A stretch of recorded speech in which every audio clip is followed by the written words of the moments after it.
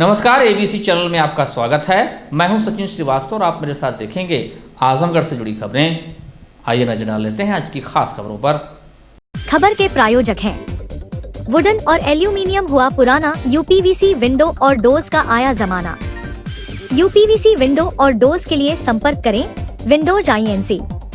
Besides BJP office, roadways civil lines Azamgarh. Kashi Gomti jewellers, a wing of Kashi Gomti group निकट भंवरनाथ मंदिर, Ayodhya road, Azamgarh. शादी का संपूर्ण पैकेज मात्र 1,51,000 रुपए में। शुद्धता की 100% गारंटी और लाइफस्टाइल फर्नीचर, बेलनाडी, आजमगढ़। दीवानी बार एसोसिएशन के चुनाव में गुरुवार को गहमा गहमी के बीच लगभग 91.4% मत डाले गए। अध्यक्ष, मंत्री समेत 16 पदों के लिए 49 प्रत्याशियों का भाग्य मतपेटिकाओं में बंद हो गया। कुल 2013 अधिवक्ताओं में से 1,840 अधिवक्ताओं ने अपने मताधिकार का इस्तेमाल किया। कनिष्ठ कार्यकारिणी के 6 पदों के लिए 6 ही प्रत्याशी मैदान में होने के कारण उनका निर्विरोध निर्वाचन तय है। मतदान की गति सुबह थोड़ी धीमी रही। पहले 2 घंटे में केवल 200 मत डाले गए थे। पहले 2 घंटों में वरिष्ठ अधिवक्ता जूनियर अधिवक्ताओं की तुलना मतदान करने में आगे रहे। पहली बार मतदान कर रहे युवा अधिवक्ता भी चुनाव में उत्साहित दिखे। दोपहर होते होते अधिवक्ताओं की कतार लंबी होती गई। 2:30 बजे तक 1,500 अधिवक्ता मतदान कर चुके थे। सभी प्रत्याशी तथा उनके समर्थक आखिरी समय तक मतदाताओं से अपने पक्ष में मतदान करने के लिए अनुरोध कर रहे थे। बार एसोसिएशन के चुनाव अधिकारी ब्रजेश सिंह ने बताया कि मतगणना शुक्रवार को सुबह 8 बजे से आरंभ होगी। आज प्रातः 9 बजे से मतदान शुरू है। इस समय तक करीब 700 वोट पड़ चुके हैं। कुल हमारे पास 2013 मतदाता हैं और हमने 50 बूथ बनवाया है। 5 टेबल से मतपत्र दिए जा रहे हैं। सुरक्षा व्यवस्था हमारे के यहाँ चाक चौबंद है। प्रशासन पूरी तरह से अलर्ट है, हर गतिविधि पे नज़र रखे हुए है और यहाँ बड़े शांतिपूर्ण तरीके से मतदान हो रहा है। कहीं से कोई समस्या नहीं है। लगभग कितने प्रत्याशी यहाँ करीब 54 प्रत्याशी विभिन्न पदों पर हैं और कल प्रातः 8 बजे से मतगणना शुरू होगी और मतगणना समाप्ति तक चलेगी। जिलाधिकारी नवनीत सिंह चहल की माता जी का लखनऊ के एक निजी अस्पताल में इलाज के दौरान गुरुवार को निधन हो गया, जिसकी सूचना मिलते ही शोक की लहर दौड़ गई। सूचना के उपरांत कलेक्ट्रेट सभागार में मुख्य विकास अधिकारी परीक्षित खटाना की अध्यक्षता में दिवंगत आत्मा की शांति के लिए 2 मिनट का मौन धारण कर शोक संवेदना व्यक्त किया गया। इस अवसर पर अपर जिलाधिकारी प्रशासन राहुल विश्वकर्मा, अपर जिलाधिकारी वित्त एवं राजस्व आजाद भगत सिंह, मुख्य राजस्व अधिकारी विनय कुमार गुप्ता, ज्वाइंट मजिस्ट्रेट उप जिलाधिकारी सदर सुनील कुमार धनवंता, उप जिलाधिकारी संत रंजन सहित अन्य जिला स्तरीय अधिकारीगण एवं कलेक्ट्रेट परिवार के अधिकारी कर्मचारी उपस्थित रहे। सूत्रों के अनुसार पार्थिव शरीर आजमगढ़ ले आया जा रहा है और शुक्रवार को वाराणसी में अंतिम संस्कार होगा। जिलाधिकारी की माताजी लंबे समय से बीमार चल रही थी। बुधवार की दोपहर करीब 1 बजे शहर कोतवाली से कुछ दूरी पर व्यापारी से हुई लूट के मामले में पुलिस ने घटना का पर्दाफाश कर दिया। पुलिस अधीक्षक हेमराज मीणा ने बताया कि लूट की घटना पूरी तरह से मनगढ़ंत और फर्जी है। पुलिस अधीक्षक ने बताया कि बुधवार को हुई लूट की घटना के बाद मेरे द्वारा मौके का निरीक्षण किया गया, जिसमें मामला संदिग्ध पाया गया। पुलिस अधीक्षक ने बताया कि व्यापारी चंदन अग्रवाल ने 3 दिसंबर को अपनी बहन से 3 लाख रुपए लिए थे। वह पैसा उन्हें अपने बैंक में जमा करके अपनी बहन को ट्रांसफर करना था। 4 दिसंबर को उन्होंने इस पैसे को ट्रेडिंग में लगा दिया और जब ट्रेडिंग में उनको घाटा हो गया, इसके बाद व्यापारी द्वारा प्लान के तहत अपने साथ लूट की घटना होना बताया गया। जो कि उनके साथ कोई लूट की घटना नहीं हुई थी। व्यापारी द्वारा यह स्वीकार भी किया गया है कि उनके द्वारा उनकी बहन को पैसा वापस न करना पड़े, इसके लिए उनके द्वारा यह मनगढ़ंत फर्जी लूट की घटना होना बताया गया। पुलिस ने मामले में मुकदमा दर्ज कर लिया है। व्यापारी द्वारा पुलिस को झूठी सूचना दी गई थी। इस संबंध में उनके खिलाफ भी विधिक कार्रवाई की जा रही है। कोतवाली में एक चंदन अग्रवाल नाम के व्यक्ति के द्वारा करीब 1 बजे ये सूचना दी गई थी कि उनके साथ में लूट की घटना हुई है। उनका ये कहना था कि वो अपने दुकान से बैंक में पैसा जमा कराने के लिए निकले थे और उनके पास करीब 3,92,000 रुपया था, जिसको 2 अज्ञात बाइक सवारों के द्वारा गाड़ी रोक के और उनसे पैसा ले लिया गया और उसके बाद वो लोग भाग के चले गए। इसी सूचना पर थाना कोतवाली के थाना प्रभारी, क्षेत्राधिकारी और एसपी सिटी और मेरे द्वारा घटनास्थल का निरीक्षण किया गया और वहाँ के सीसीटीवी और घटनास्थल का मुआयना किया गया, जिसमें ये घटना प्रथम दृष्टया संदिग्ध प्रतीत हो रही थी। इसी में वादी से थाने पर ले जाकर विस्तृत पूछताछ किया गया तो ये जानकारी मिली कि उन्होंने 3 दिसंबर को अपनी बहन से 3 लाख रुपया लिया था और वो पैसा उनको अपने बैंक में जमा करके और अपनी बहन को ट्रांसफ़र करना था। लेकिन 4 तारीख को इन्होंने उस पैसे को ट्रेडिंग में लगा दिया और ट्रेडिंग में जब इनको घाटा हो गया तो उसके बाद में इन्होंने प्लान करके और कल दिन में ये वहाँ से निकले और उसके बाद में इन्होंने एक लूट की एक फर्जी सूचना यूपी 112 पर दी और इनके साथ में इस तरह की कोई घटना होना नहीं पाया गया और इन्होंने ये स्वीकार भी किया है कि इनको अपनी बहन का पैसा वापस ना देना पड़े, इसी को लेकर इन्होंने ये फर्जी लूट की सूचना दी है। इस घटना में थाना कोतवाली के अंतर्गत मुकदमा पंजीकृत किया गया था। उसमें जो भी साक्ष्य मिले हैं उसी के आधार पर इसमें आगे की विधिक कार्रवाई की जा रही है और वादी ने चूंकि इस घटना की झूठी सूचना दी थी तो इनके विरुद्ध भी पुलिस को झूठी सूचना देने के संबंध में विधिक कार्रवाई की जा रही है।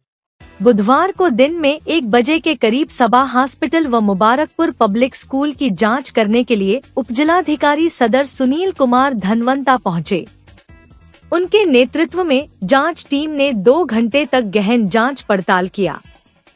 जांच रिपोर्ट मुख्य चिकित्सा अधिकारी को सौंपने के बाद कारण बताओ नोटिस जारी किया जाएगा। कारण जानने के बाद ही कोई कार्रवाई की जाएगी।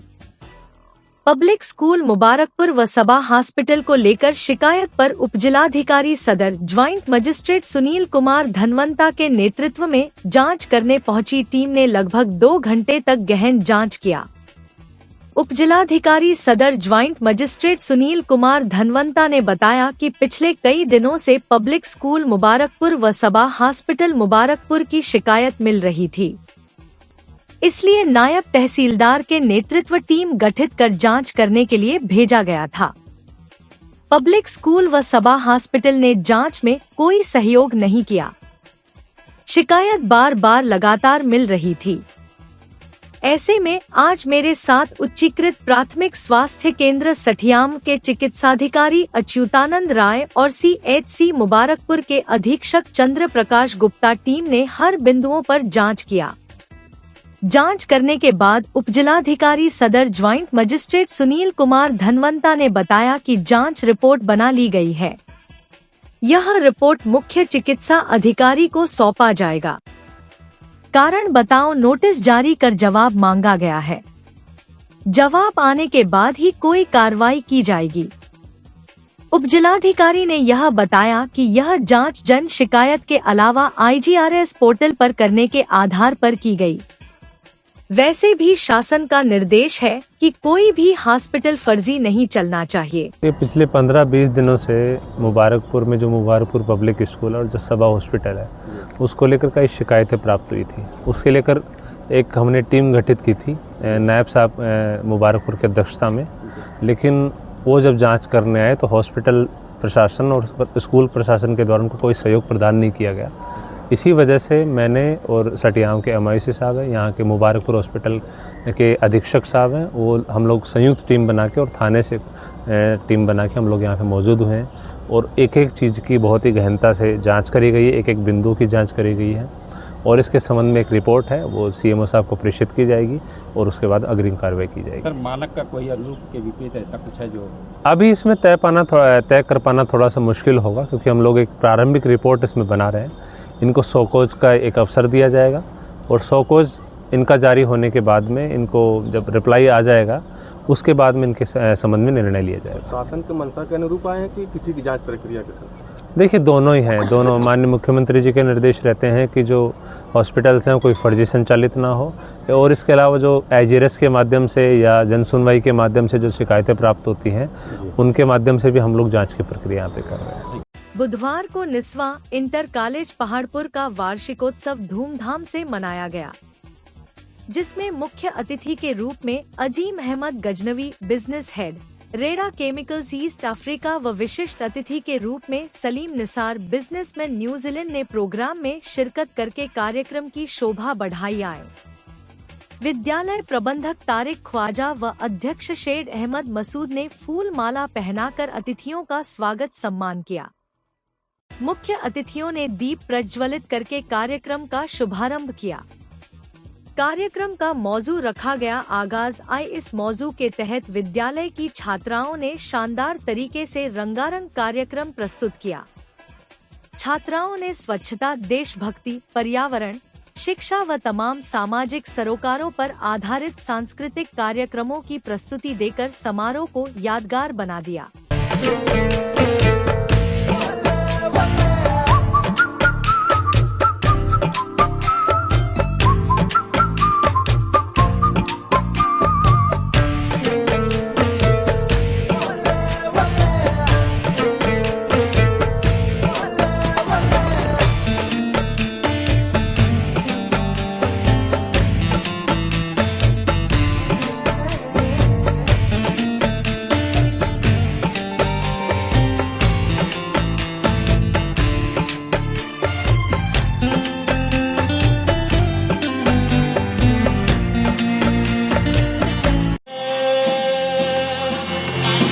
महफूज रहे तेरी याद सदा, चाहे जहाज मेरी ये रहे ना रहे।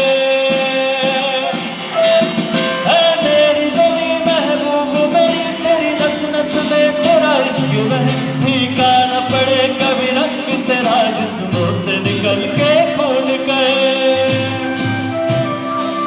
तेरी मिट्टी में सारे बच्चों से रिक्वेस्ट करूंगा मेरे साथ गाएंगे। तेरी मिट्टी में खुद बन के इतनी सी। छात्राओं को संबोधित करते हुए मुख्य अतिथियों ने छात्राओं के बेहतरीन प्रदर्शन की प्रशंसा करते हुए उनका उत्साहवर्धन किया व शिक्षा के साथ साथ छात्राओं के कौशल विकास के लिए इस तरह की गतिविधियों के महत्व को उजागर किया। विद्यालय की छात्राओं में इस कार्यक्रम को लेकर बहुत ही हर्षोल्लास दिखा आए। कार्यक्रम के अंत में उपस्थित सभी आगंतुकों ने निस्वा इंटर कॉलेज के आगाज प्रोग्राम, छात्राओं के बेहतरीन प्रदर्शन और विद्यालय प्रबंधक तारिक ख्वाजा की तारीफ किया और कहा कि अब निस्वा इंटर कॉलेज का वाकई आगाज हो चुका है।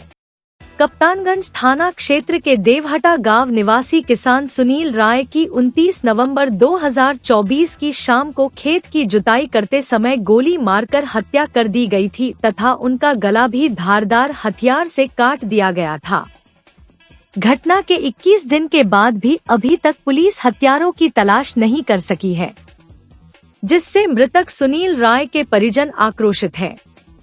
गुरुवार के दिन सुनील राय के पुत्र अभिनव राय ने पुलिस अधीक्षक को प्रार्थना पत्र देकर पिता के कातिलों को जल्द से जल्द गिरफ्तार करके कड़ी सजा दिए जाने की मांग की। इस दौरान अभिनव राय का कहना था कि उनके पिता की किसी से कोई दुश्मनी नहीं थी। वह 22 साल से ट्रैक्टर चलाकर परिवार का जीविकोपार्जन करते थे।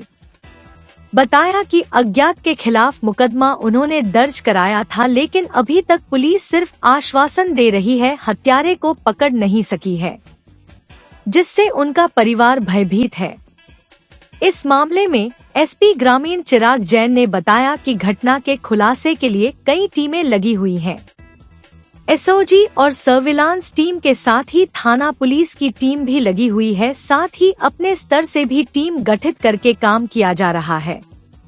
कई लोगों को इस मामले में हिरासत में लिया गया है, पूछताछ की जा रही है। अभी तक अनावरण नहीं हो पाया है, जल्द ही हत्या का खुलासा कर दिया जाएगा।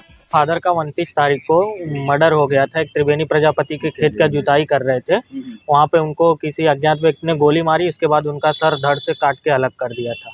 और हम कंटिन्यू एसएसपी और एसपी डीआईजी साहब से भी मिल चुके हैं। आज 21 दिन हो गया पर कोई भी कार्रवाई प्रशासन द्वारा उचित कार्रवाई नहीं हो रही है, ना तो अभी तक कोई मुजरिम पकड़ा गया है। पूरा परिवार अभी भी सदमे में और हम लोग खुद भी अभी डर रहे हैं।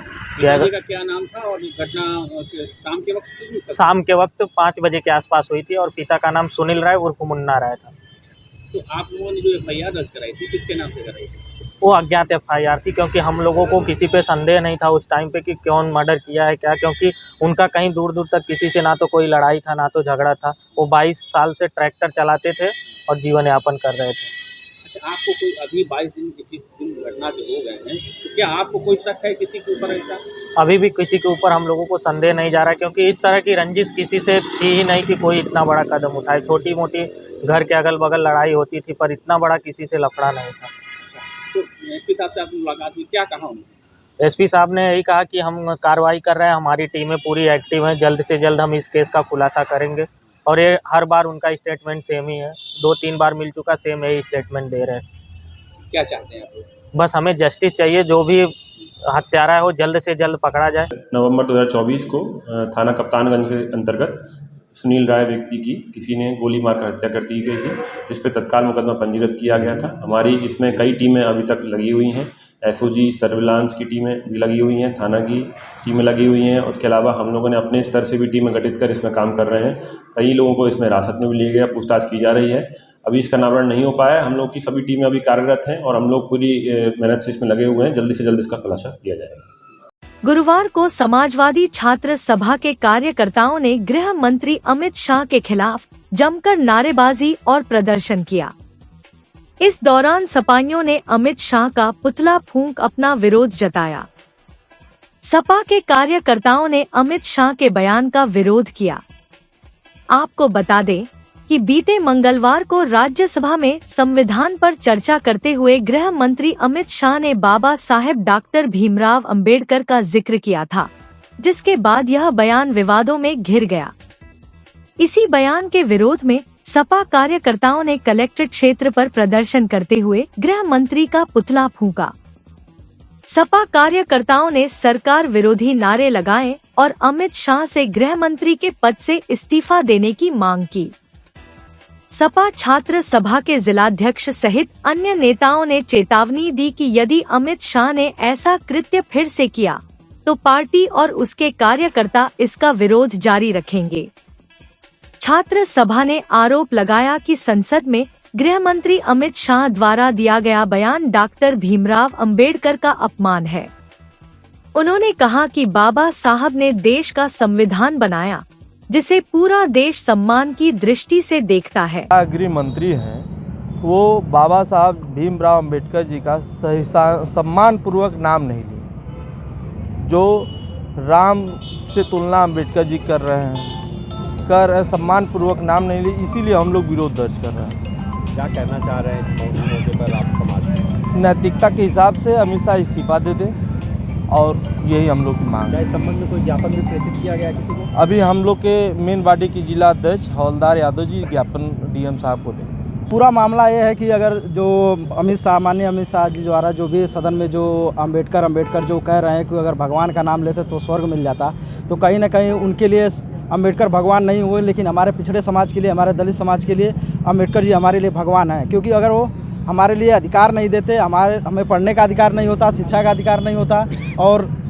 नौकरी करने का अधिकार नहीं होता, बराबरी का अधिकार नहीं देते, तो शायद हम लोग आज कहीं और होते और हमारी पीढ़ी कहीं और होती। और हमारे लिए जो भी हैं अम्बेडकर जी भगवान हैं और रहेंगे।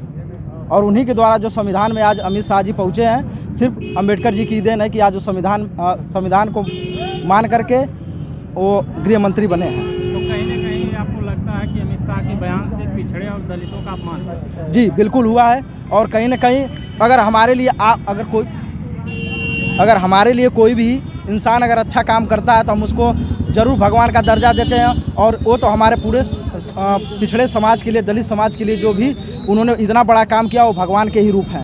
गुरुवार को विश्व हिंदू परिषद गोरक्षा विभाग आर्यमगढ़ जिला इकाई की जिला बैठक नगर के हर्रा की चुंगी स्थित नेत्र मंदिर परिसर में हुई, जिसमें बड़ी संख्या में जिला एवं प्रखंड के पदाधिकारी उपस्थित रहे।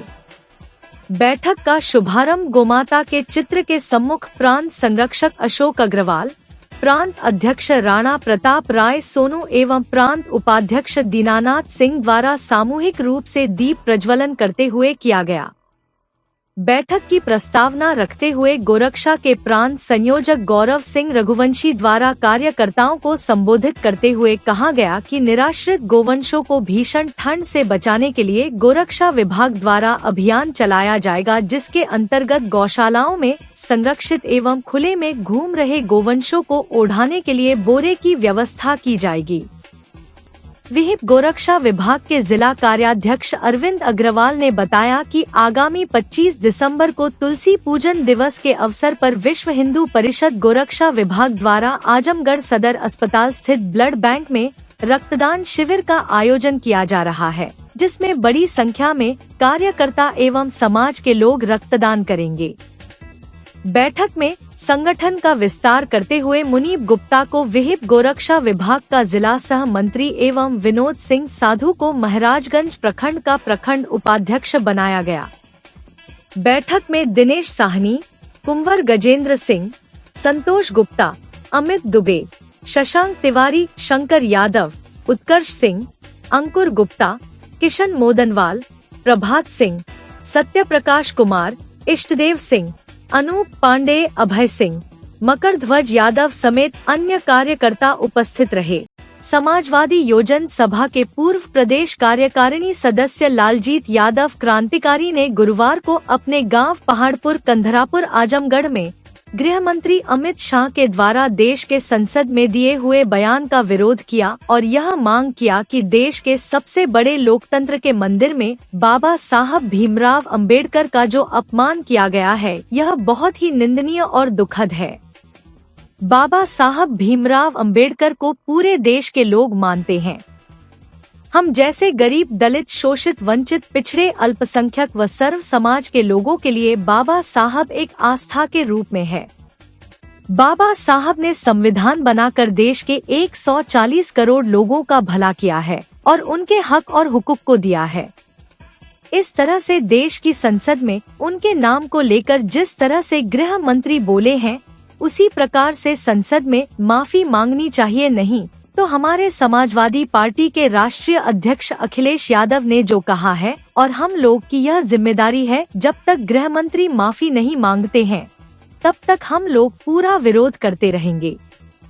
देश की जनता जान चुकी है, भारतीय जनता पार्टी सिर्फ वोट लेना जानते हैं और हमारे महापुरुष संविधान रचिता बाबा साहब का सिर्फ अपमान करती है। इसलिए 2027 में बीजेपी को सबक सिखा के रहेगी। बाबा साहब भीमराव अंबेडकर का जो संसद में अपमान किया गया था, उसको लेकर के विरोध किए हैं और यह मांग करते हैं कि माननीय गृह मंत्री जी एक संवैधानिक पद पर बैठ करके इस तरह से बाबा साहब अंबेडकर के बारे में टिप्पणी करना बहुत ही गलत है। हम लोग मांग करते हैं कि जब तक ये माफ़ी नहीं मांगेंगे बाबा साहब भीमराव अंबेडकर जी से, तब तक हम लोगों का विरोध चलता रहेगा। हमारे समाजवादी पार्टी के राष्ट्रीय अध्यक्ष माननीय अखिलेश यादव जी ने भी कहा कि इन्होंने गलत किया है, बाबा साहब अंबेडकर जी के जो टिप्पणी अभद्र की हैं, इस पे माफ़ी मांगना चाहिए। ऐसे जिम्मेदार पद पे बैठ करके बाबा साहब अंबेडकर जी के लिए अभद्र टिप्पणी करना बहुत ही निंदनीय है, बहुत ही दुखद है और सबको, पूरे देश की जनता को, 140 करोड़ जनता को आघात लगा है कि जो है कि ऐसी टिप्पणी बाबा साहब भीमराव अम्बेडकर जिन्होंने गरीबों, दलितों, पिछड़ों, अल्पसंख्यकों के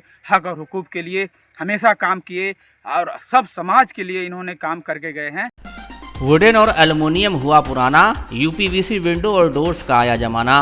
अपने घर, मकान और ऑफिस में लगवाएं शानदार यूपीवीसी विंडो और डोर्स।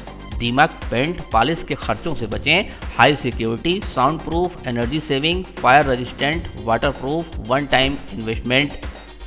यूपीवीसी विंडो और डोर्स अब आपके शहर आजमगढ़ में उपलब्ध। Windows INC besides BJP office, roadways, civil lines, Azamgarh. Kashi Gomti jewellers, a wing of Kashi Gomti group निकट भंवरनाथ मंदिर, अयोध्या रोड, आजमगढ़।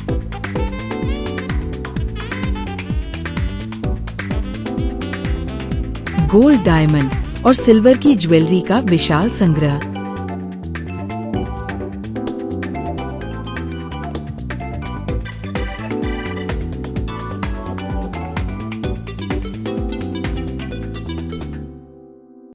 शादी के गहनों का संपूर्ण पैकेज मात्र 1,51,000 रुपए में। शुद्धता की 100% गारंटी। खूबसूरत लम्हों को बनाएं और यादगार। पहुँचे काशी गोमती ज्वेलर्स निकट भंवरनाथ मंदिर, Ayodhya road, Azamgarh. Lifestyle furniture, Belnadi, Azamgarh. सभी प्रकार के फर्नीचर एवं इलेक्ट्रॉनिक सामानों की भरपूर रेंज उपलब्ध। हमारे यहाँ EMI की सुविधा 0% ब्याज पर उपलब्ध। इलेक्ट्रॉनिक सामानों में LED TV, refrigerator, washing machine, air conditioner, air cooler, deep freezer, water cooler, mixer juicer, iron, fan, induction, battery, inverter, electric geyser, gas geyser, आटा चक्की इत्यादि। फर्नीचर के सामानों में बेड, गद्दा, सिंगारदान, अलमीरा, sofa, table, chair, rack, stool, संदीली, सीढ़ी, डाइनिंग टेबल, झूला आदि। शादी विवाह की हो तैयारी या ऑफिस और घर के लिए सामानों की करनी हो खरीदारी, पहुँचिए लाइफस्टाइल फर्नीचर, बेलनाडी, आजमगढ़।